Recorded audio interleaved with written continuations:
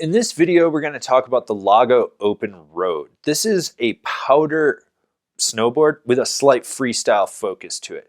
It's got a little bit of camber to it and rocker in the tip. It's one of those boards that you can slash and surf with, but still go rail a hard turn on a groomer. Or if it's the end of the day and you're cutting through the park, hit the jump line and hit some jibs. It's one of those boards that it really allows you to be a little more versatile in your powder riding. This board features Lago's Pow Surf camber, which is a mellowed out traditional camber into a rocker so that when you load the board up, the tip lifts up and basically allows you to surf. Yeah, it is set back, which allows it to be more surfy because everything's shifted back and you've got way more rocker in the nose.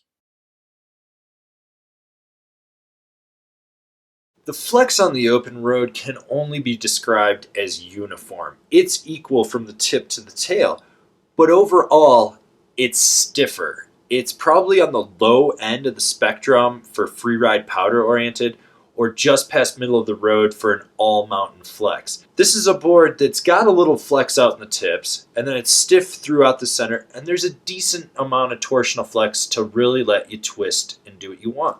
Now, if you ever wanted to bust through chunder, this is the board for you. That tip is just a great shovel for plowing through. You never have to worry about it.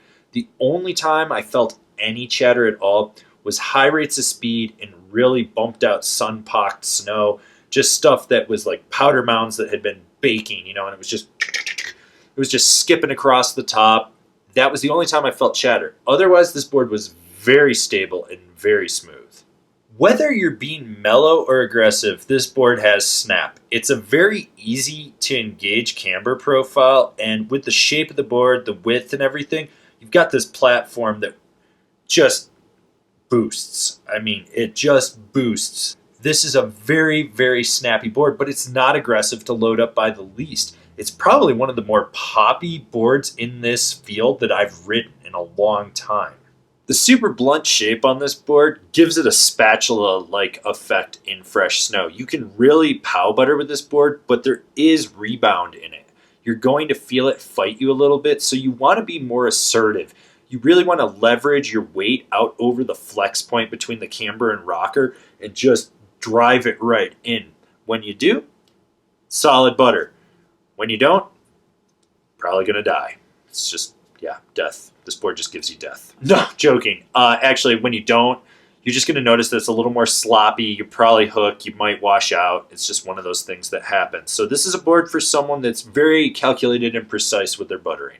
This board is very powerful when you get it on edge. And I don't mean that it fights you and it's aggressive. I mean that it plows through anything in its path. This is a board that just busts through chunder and leaves a trench.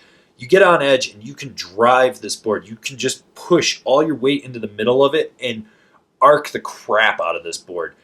This is a deck that is just very stable and very, very assertive when you're on edge. It's great at any variation of carving. It's great for just doing mellow turns. But this is a board that wants to rip it and grip it and just plow through anything in its path. I'd recommend this board for the guy that's an all-mountain powder chaser. Someone that's going in the trees, going in the bolds, just ripping the whole resort and still wants to be able to carve when they get on a groomer. This is a board that if you are going to get a pow board, it's a versatile pow board. It's not going to be just limited to deep days. You're going to be able to take it out if there's 2 or 3 inches and then the sun comes out and bakes it. You're going to be able to just rip groomers with your friends if you need to. It's nimble in the trees.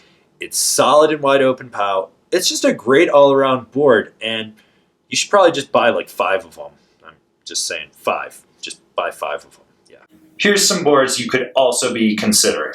The Flow Enigma, the Rome Blur, the Arbor Cosa Nostra, the Jones Mind Expander, the Dinosaurs Will Die Pow Reaper. Remember to comment, share, subscribe, and like this video. That way you can see all the relevant or irrelevant snowboarding content that we're putting out for you guys. So smash that bell down below, that way you're getting a notification. And I'll see you guys in another video. If you've been enjoying all these product reviews and you haven't been buying through our affiliate program, which is down there, why don't you check out our Patreon? This is a great way for you to get involved with us. There's some great rewards on there, and it helps fund us so we can do more product reviews for you guys that enjoy what we're doing.